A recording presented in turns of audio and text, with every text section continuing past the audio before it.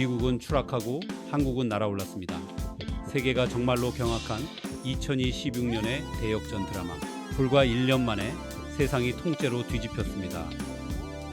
여러분, 잠깐만 눈을 감고 이 장면을 떠올려 보십시오.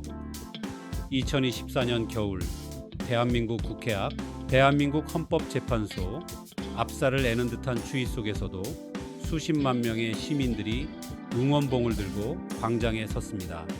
누가 시킨 것도 아니었습니다. 버스가 동원된 것도 아니었고 수당이 나온 것도 아니었습니다. 그들은 그냥 나왔습니다. 이건 아니다. 정말 그 한 문장, 그 한 신념으로 모였습니다.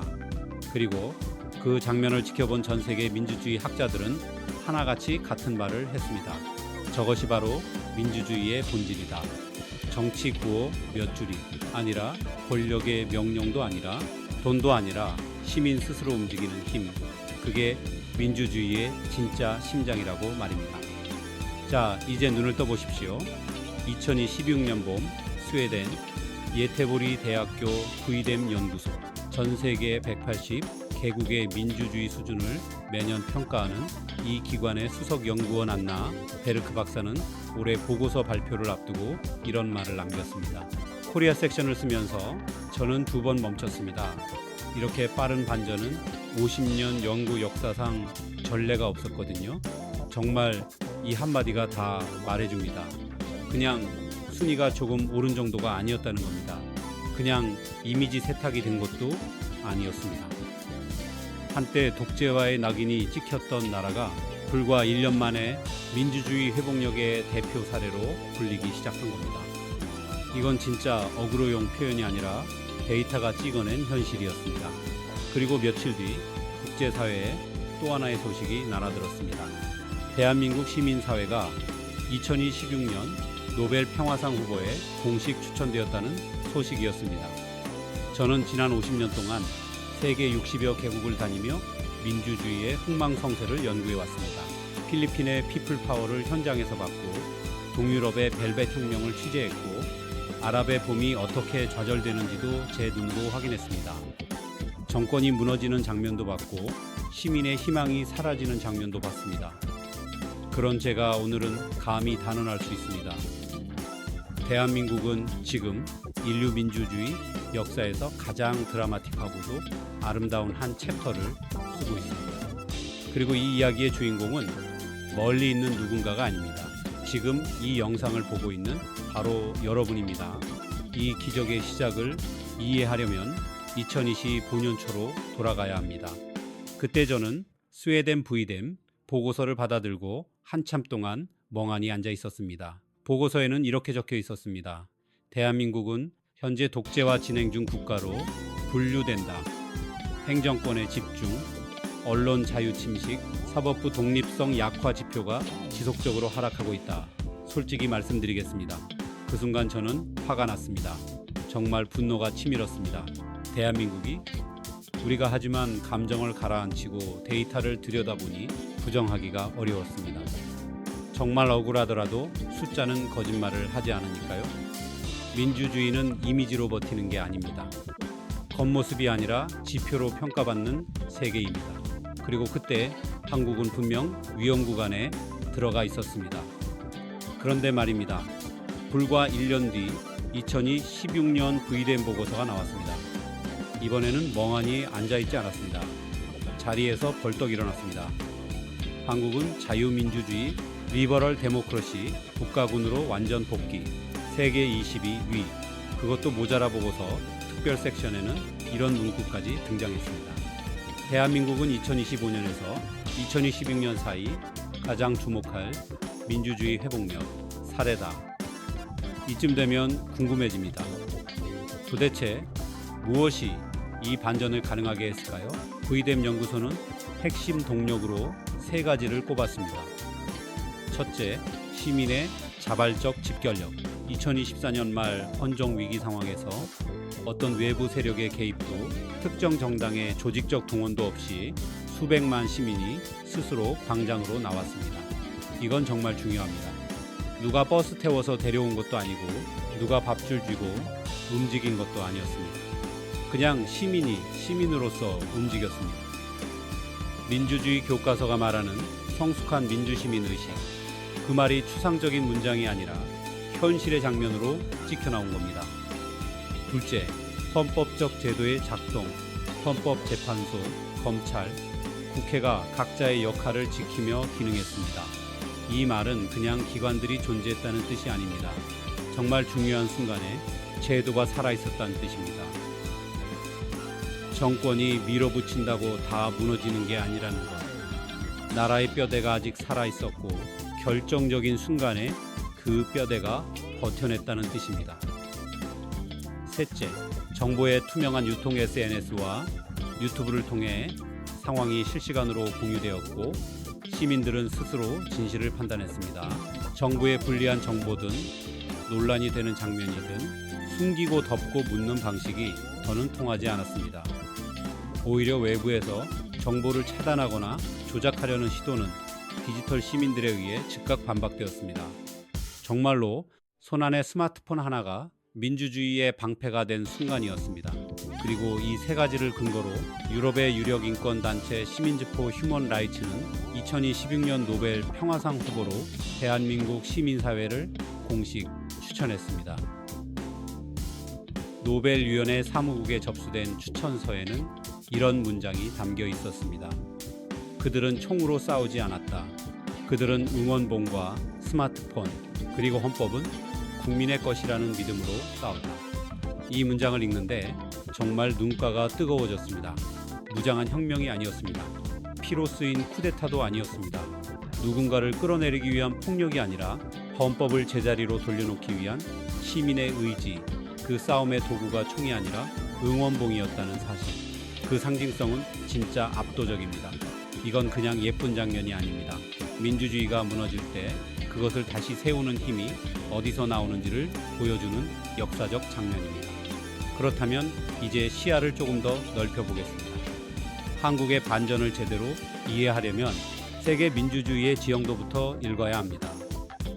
스웨덴 부이뎀의 2026년 보고서를 기준으로 세계 민주주의 지수 상위권 국가들을 살펴보면 왜 어떤 나라는 강하고 어떤 나라는 흔들리는지 감이 옵니다.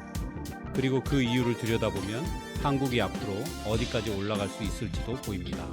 1위는 덴마크입니다. 신뢰라는 이름의 민주주의입니다.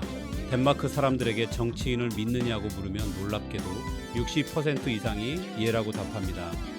한국 기준으로 보면 솔직히 좀 충격적인 숫자입니다. 그런데 이 신뢰가 하늘에서 뚝 떨어진 게 아닙니다. 덴마크는 1849년 최초의 민주헌법 제정 이후 단 한 번도 민주주의를 후퇴시키지 않았습니다. 177년의 축적입니다. 정치인이 거짓말을 하면 언론이 즉각 검증하고 시민은 선거로 심판합니다. 이 사이클이 177년 동안 반복되며 신뢰가 쌓인 겁니다. 그리고 그 결과가 무엇이냐? 세계 최고 수준의 복지, 가장 낮은 부패 지수, 그리고 세계에서 가장 행복한 국민입니다. 민주주의는 제도만의 문제가 아닙니다. 신뢰의 문화입니다.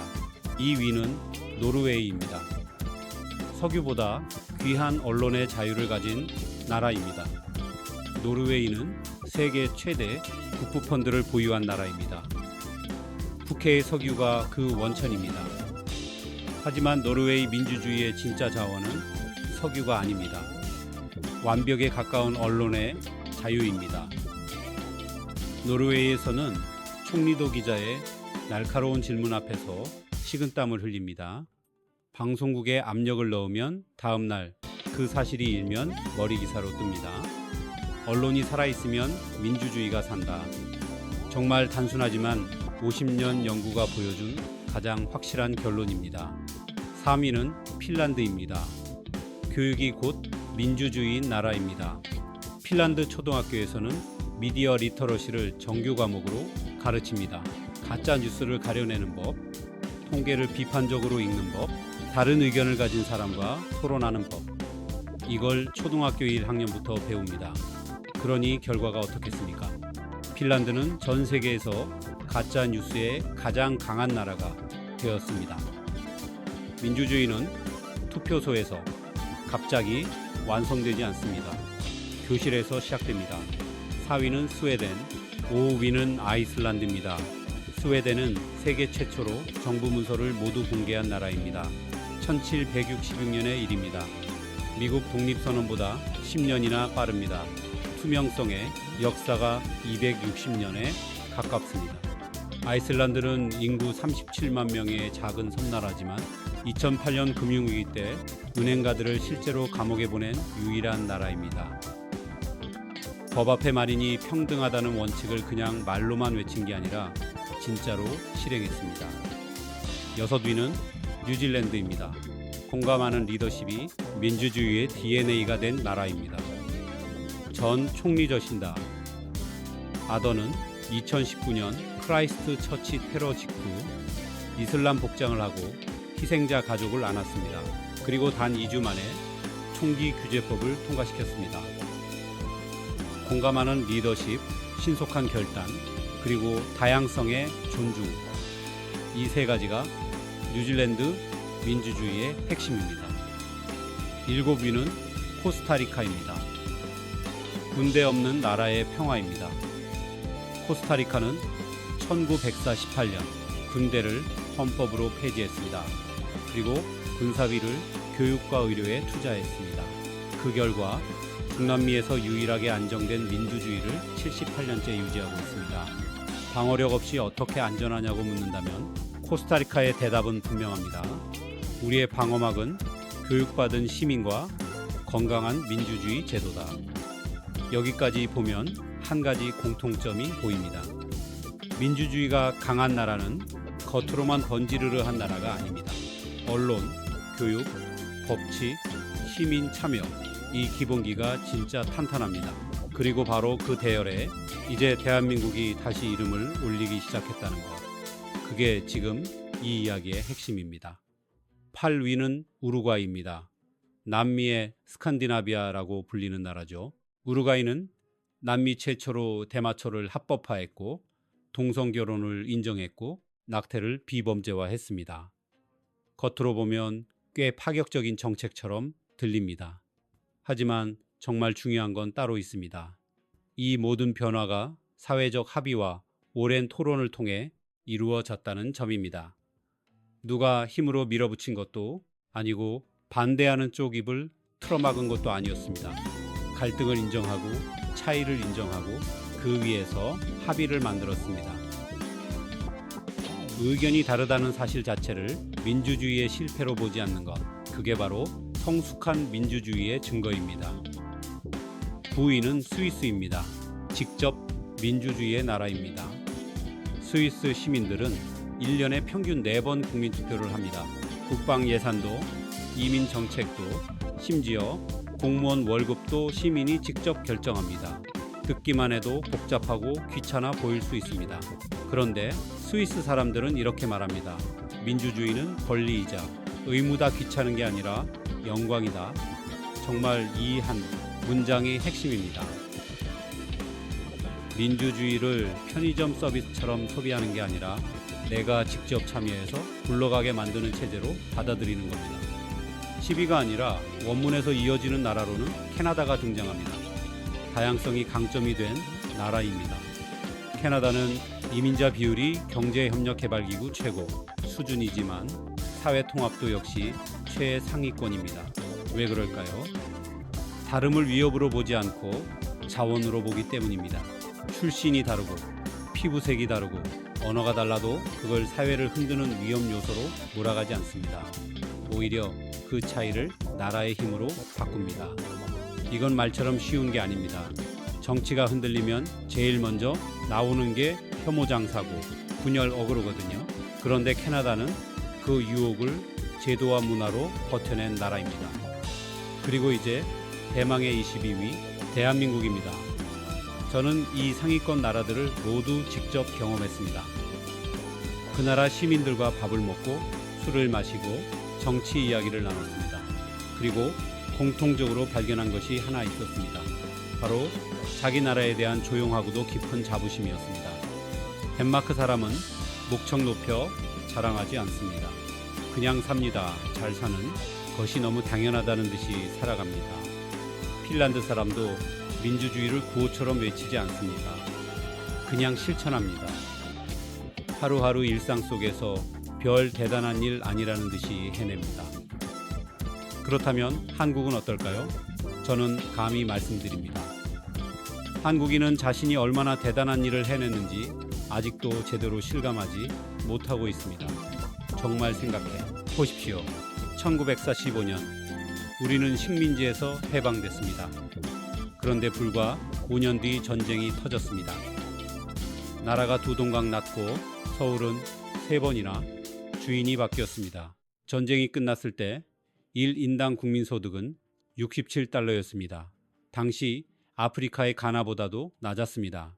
그야말로 바닥에서 시작한 겁니다. 그로부터 불과 70년 우리는 세계 10위권 경제대국이 되었습니다. 반도체는 세계 2일 위입니다. 조선은 세계 2일 위입니다. 방산 수출은 세계 8위입니다. 국방력은 세계 5위입니다. 그리고 올해 방한 외국인은 3천만 명을 향하고 있습니다. 정말 이 정도면 기적이라는 말도 모자랍니다. 역사상 이런 나라가 있었습니까? 없었습니다. 대한민국은 인류 역사상 유일무이한 존재입니다. 그런데 여기서 끝이 아닙니다. 이제 여기에 민주주의 반전까지 더해졌습니다. 2024년의 헌정 위기를 기억하십니까? 그때 전 세계 언론이 한국을 걱정했습니다. 일부 전문가들은 한국 민주주의의 종말까지 이야기했습니다. 분위기가 심상치 않았습니다. 정말 잘못하면 한순간에 훅 갈 수도 있다는 불안이 나라 전체를 덮었습니다. 그런데 그 다음에 무슨 일이 벌어졌습니까? 시민들이 일어났습니다. 추운 겨울, 손발이 꽁꽁, 어느 날씨에도 어르신들이 나왔습니다. 대학생들도 나왔습니다. 아이를 안고 나온 젊은 부모들도 있었습니다. 그들이 든 것은 총이 아니었습니다. 응원봉이었습니다. 이게 진짜 중요합니다. 무장도 아니고 폭력도 아니고 겁박도 아니었습니다. 그들이 외친 것도 혁명 구호가 아니었습니다. 헌법이었습니다. 그리고 제도는 작동했습니다. 헌법재판소는 제 역할을 했습니다. 국회는 기능했습니다. 법원은 독립성을 지켰습니다. 하지만 현실은 원래 이렇게 흘러가기 쉬운 게 아닙니다. 많은 나라에서 위기 때 제도는 멈추고 권력은 폭주하고 시민은 체념합니다. 그런데 한국은 달랐습니다. 시민이 버텼고 제도가 버텼고 결국 나라가 버텼습니다. 이것이 바로 부의됨이 전례 없는 민주주의 회복력이라고 극찬한 이유입니다. 그냥 위기를 넘긴 게 아니라는 겁니다. 안에서부터 무너질 수 있었던 민주주의를 시민 스스로 붙잡아 세운 나라, 그게 대한민국이었습니다. 그리고 바로 그 시민들이 지금 노벨 평화상 후보에 올라 있습니다. 노벨위원회는 매년 2월 1일까지 추천서를 접수합니다. 올해 대한민국 시민사회를 추천한 단체는 유럽의 민주주의 연구소, 국제앰네스티, 일부 지구, 그리고 여러 해외 대학 교수들이었습니다. 이들의 추천 이유는 한 문장으로 정리됩니다. 민주주의가 내부에서 무너질 때 무기 없이 민주주의를 구해낸 시민들. 정말 이 문장은 세게 꽂힙니다. 외부 침략을 막아낸 것도 아닙니다. 전쟁터에서 승리한 것도 아닙니다. 더 무서운 싸움이었습니다.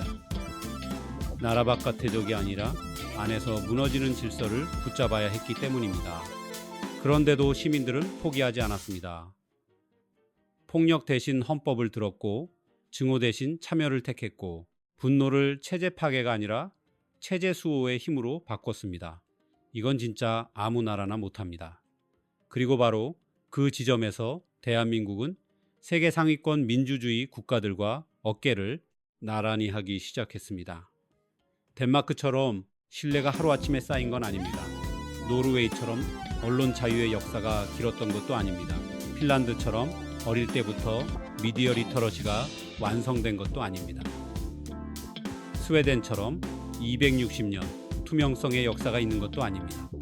하지만 정말 놀라운 건 한국은 위기의 순간에 민주주의의 본질이 무엇인지 행동으로 보여줬다는 점입니다. 교과서 속문장이 아니라 거리 위의 장면으로 증명했다는 겁니다. 대한민국은 아직도 부족한 게 많습니다.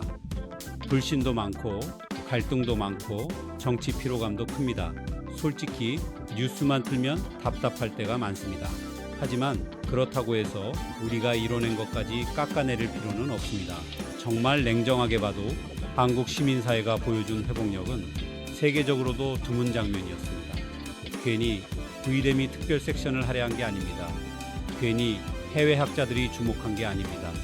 그들은 한국에서 민주주의가 어떻게 스스로를 살려내는지를 봤습니다. 그리고 그 사실은 앞으로 더 중요해질 겁니다. 왜냐하면 민주주의의 위기는 이제 먼 나라 이야기나 후진국 이야기로 끝나지 않기 때문입니다. 잘 사는 나라, 오래된 민주주의 국가, 제도가 탄탄하다고 믿었던 나라들도 흔들리고 있습니다. 그러니 한국의 경험은 이제 한국만의 스토리가 아닙니다. 전 세계가 참고하는 사례가 되기 시작한 겁니다. 바로 그래서 22위 대한민국은 숫자 이상의 의미를 가집니다. 그건 단순한 순위가 아닙니다. 우리가 어디쯤 와 있는지 보여주는 좌표이자 앞으로 더 올라갈 수 있다는 가능성의 증거입니다. 그리고 무엇보다 민주주의는 아직 살아있고 한국 시민은 생각보다 훨씬 강하다는 사실을 보여준 결과입니다. 자, 이제는 조금 불편한 이야기까지 가야 합니다. 미국입니다. 2016년 부의된 보고서에서 미국의 순위는 51위입니다. 정말 믿기십니까? 민주주의의 본가라고 불리던 나라, 자유세계의 수호자를 자처해온 나라가 51위입니다. 한국보다 무려 29계단 아래입니다. 이건 단순히 체면이 구겨진 정도가 아닙니다. 세계 질서의 상징처럼 여겨지던 나라가 민주주의 평가에서 이렇게까지 밀려났다는 사실 자체가 충격입니다. 도대체 무슨 일이 있었던 걸까요? 부의된 보고서는 다음 지표들의 급격한 하락을 지적합니다.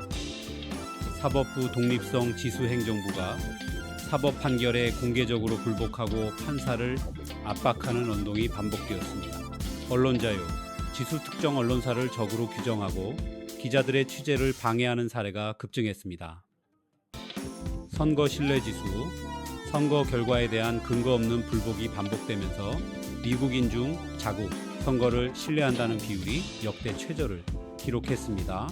제도적 견제 지수 의해 언론, 시민단체 등 민주주의의 견제 장치들이 행정 권력의 압박에 노출되었습니다. 정말 이 대목은 무겁습니다. 민주주의는 겉으로 굵기가 펄럭이고 선거를 한다고 자동으로 굴러가는 시스템이 아닙니다.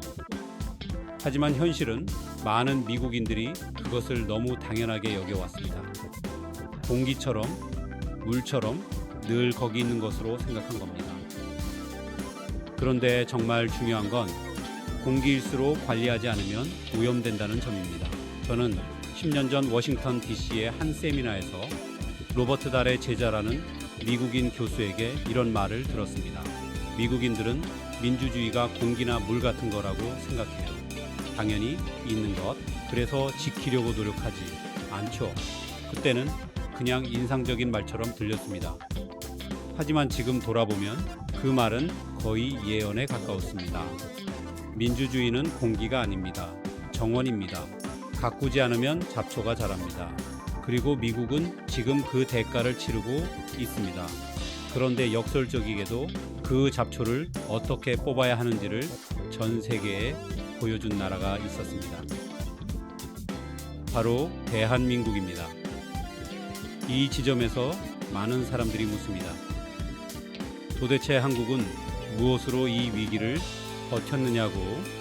답은 의외로 거창하지 않습니다. 시민이었습니다. 광장에 나온 사람들, 응원봉을 든 사람들, 헌법을 외친 사람들, 바로 그 평범한 시민들이 나라의 마지막 안전핀 역할을 한 겁니다. 그리고 그 결과는 정치 지표에만 머물지 않았습니다. 문화와 일상, 사회 전체의 공기 속으로 번져나갔습니다. 2016년 봄, BTS가 광화문 광장에서 공연을 했습니다. 26만 명이 모였습니다. 내국인만 있었던 게 아닙니다. 미국, 일본, 브라질, 프랑스, 인도네시아에서 온 팬들이 한국어로 떼창을 불렀습니다. 그 장면을 저는 무대 옆에서 지켜봤습니다. 그리고 문득 이런 생각이 들었습니다. 이 아이들이 왜 이 광장에서 이렇게 자유롭게 노래할 수 있는지 알고 있을까? 광화문 광장은 단순한 공연장이 아닙니다. 1960년 4.19 혁명의 함성이 울려 퍼진 곳입니다. 1987년 6월 항쟁의 뜨거운 열기가 흘렀던 곳입니다. 2016년 그리고 2024년 촛불 시민들이 민주주의를 지켜낸 곳입니다. 그 역사의 땅 위에서 BTS가 노래합니다. Love yourself, speak yourself, we are bulletproof. 이 가사들은 그냥 팝송 가사가 아닙니다. 민주주의의 언어입니다.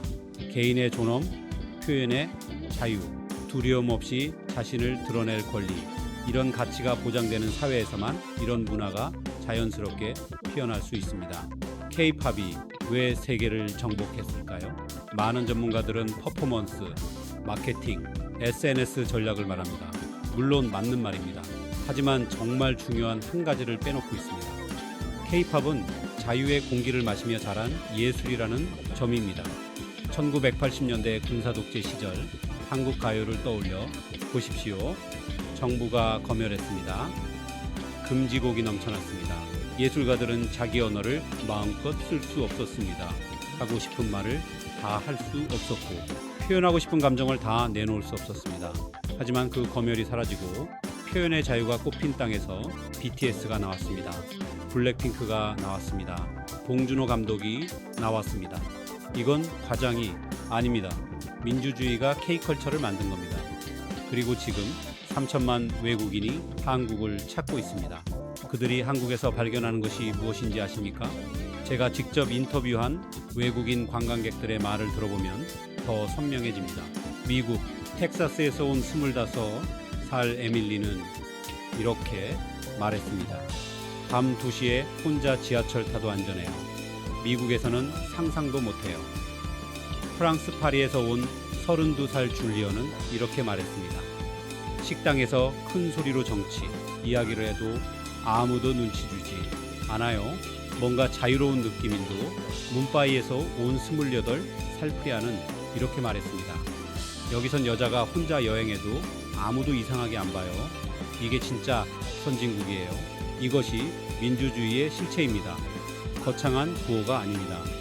밤 2시에 혼자 지하철을 탈 수 있는 것, 식당에서 정치 이야기를 할 수 있는 것, 여자 혼자 안전하게 여행할 수 있는 것, 이런 일상이 바로 민주주의입니다.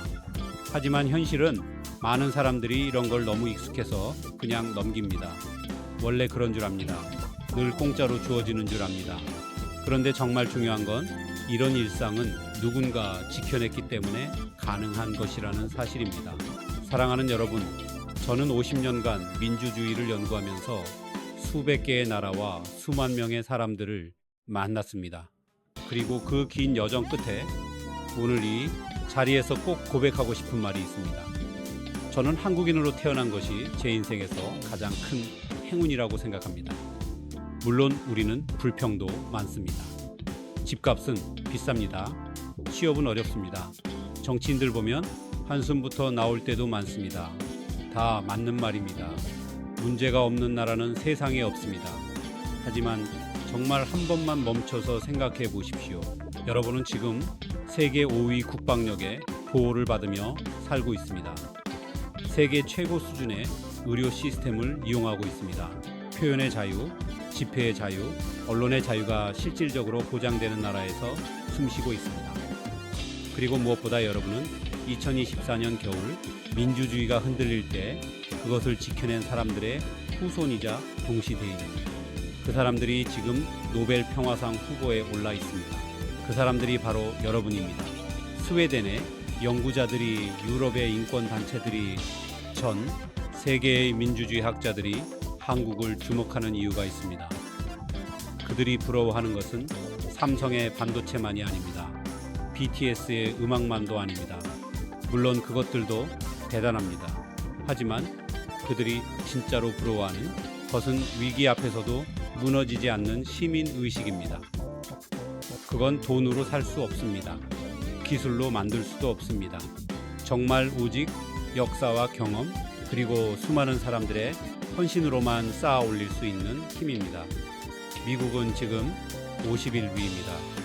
한국은 22위입니다. 그리고 저는 확신합니다. 한국은 계속 올라갈 것입니다. 왜냐하면 바로 여러분이 있기 때문입니다. 촛불을 든 시민이 있는 한, 헌법을 외친 목소리가 있는 한, 그리고 이 글을 끝까지 읽으며 자기 나라를 이해하려는 여러분이 있는 한 대한민국의 민주주의는 멈추지 않습니다. 오늘 창문을 열고 바깥을 한번 바라봐 주십시오. 저 거리를, 저 사람들을, 저 자유로운 공기를, 그것이 여러분이 지켜낸 것입니다. 그것이 여러분이 누릴 자격이 있는 것입니다. 한국인이라서 정말 감사합니다. 민주주의는 완성형이 아닙니다. 진행형입니다. 그리고 그 진행을 멈추지 않는 나라, 그것이 바로 대한민국입니다.